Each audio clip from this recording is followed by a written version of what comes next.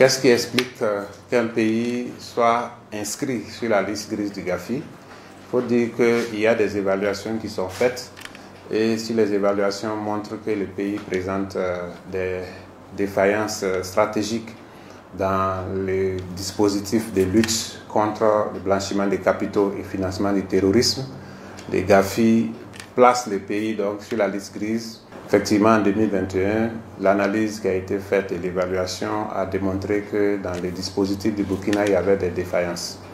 Et à partir de cela, il y a eu un engagement politique fort. Un engagement politique pour matérialiser la volonté du pays de lutter contre le blanchiment des capitaux et le financement du terrorisme. Et donc, un plan d'action a été élaboré, coordonné par la cellule nationale de traitement de l'information financière, CENTIF.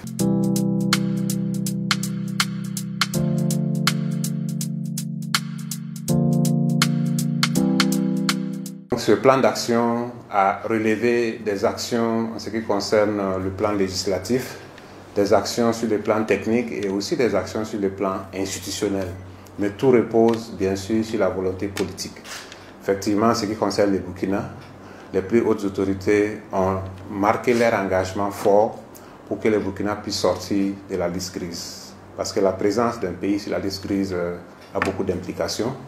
Et d'ailleurs, au regard de notre contexte, il est important et il est dans notre intérêt de travailler effectivement à mettre un dispositif solide de lutte contre le blanchiment des capitaux et le financement du terrorisme. Donc, le plan d'action ayant été élaboré, toutes les structures qui ont une implication dans cette lutte se sont mobilisées, se sont engagées sous la coordination de la CENTIF pour que nous puissions accomplir les différentes actions. Ces actions vont du dispositif législatif au dispositif technique et institutionnel. Sur le plan législatif, l'une des avancées majeures que nous pouvons noter, c'est bien sûr l'adoption de la loi sur la lutte contre le blanchiment des capitaux, le financement du terrorisme et la lutte contre les armes de destruction massive qui a été adoptée il y a quelques mois à l'Assemblée législative de transition. Le Burkina a également travaillé à développer un registre électronique des bénéficiaires effectifs qui a été mis en œuvre et qui fonctionne.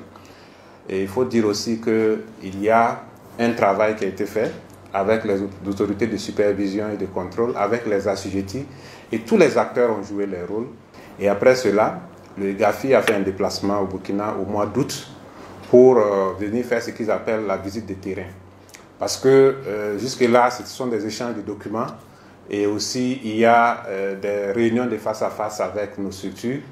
Mais après tout ça, il faut qu'ils viennent sur le terrain pour d'abord s'assurer qu'il y a la volonté politique et également que tout ce qu'on a envoyé comme document corresponde à la réalité sur le terrain. Après cette mission, le Gafi est reparti très satisfait de ce que le Burkina avait pris comme engagement et comme action concrète sur le terrain pour matérialiser bien sûr la question de la lutte contre le blanchiment des capitaux et le financement du terrorisme.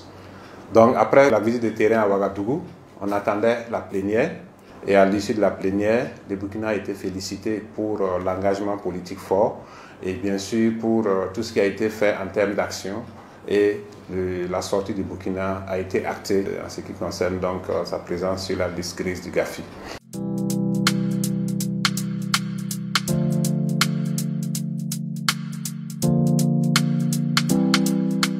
Il faut dire que quand un pays est sur la liste grise du Gafi, ça a beaucoup d'implications, aussi bien implications économiques, implications politiques et diplomatiques. Sur le plan économique, ça rend un peu les investisseurs frileux vis-à-vis de ces pays.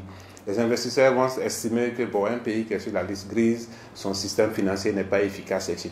Tout cela a été donc pris en compte et on peut dire qu'aujourd'hui, le fait qu'on soit sorti donc, de la liste, ça permet de rassurer davantage les investisseurs. Alors, à côté de cela, ça peut avoir une implication négative sur la notation souveraine du Burkina. Parce que quand un pays a une notation qui n'est pas bonne, il est difficile pour ce pays de lever des fonds sur le marché. Et même s'il arrive à lever des fonds, il est difficile d'avoir des taux acceptables parce que la prime de risque qui est intégrée au taux d'intérêt sera élevée. Donc aujourd'hui, nous pouvons dire qu'avec cette sortie de la liste grise, la situation en ce qui concerne donc les relations entre les Burkinabés et les investisseurs pourra s'améliorer. Sur le plan diplomatique aussi, quand un pays est sur la liste grise, il est évident que ça peut affecter ses relations diplomatiques avec certains pays. Donc aujourd'hui, nous pouvons nous satisfaire de tous les efforts qui ont été fournis pour que le Burkina puisse être mis hors de la liste grise du GAFI. Mais il faut dire que ça a été vraiment le fruit d'un travail collectif. D'abord un engagement politique fort des plus hautes autorités, mais également une implication forte des différents ministères.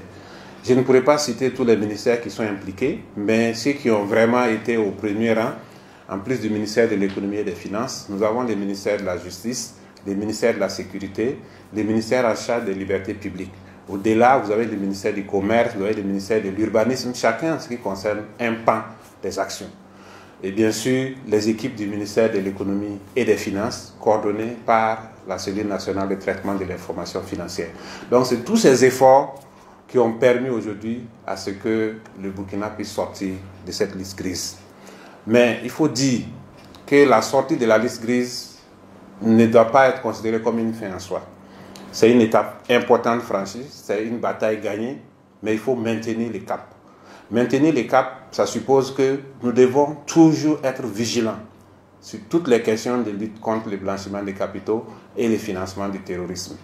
Pour cela, avec la cellule nationale de traitement de l'information financière, nous allons élaborer un plan d'action pour voir quelles sont les mesures de vigilance, les mesures de renforcement des capacités des acteurs, les mesures institutionnelles qu'il faut prendre pour que le Burkina ne retombe plus dans cette liste grise et que le Burkina puisse disposer d'un dispositif robuste de lutte contre le financement du terrorisme et le blanchiment des capitaux.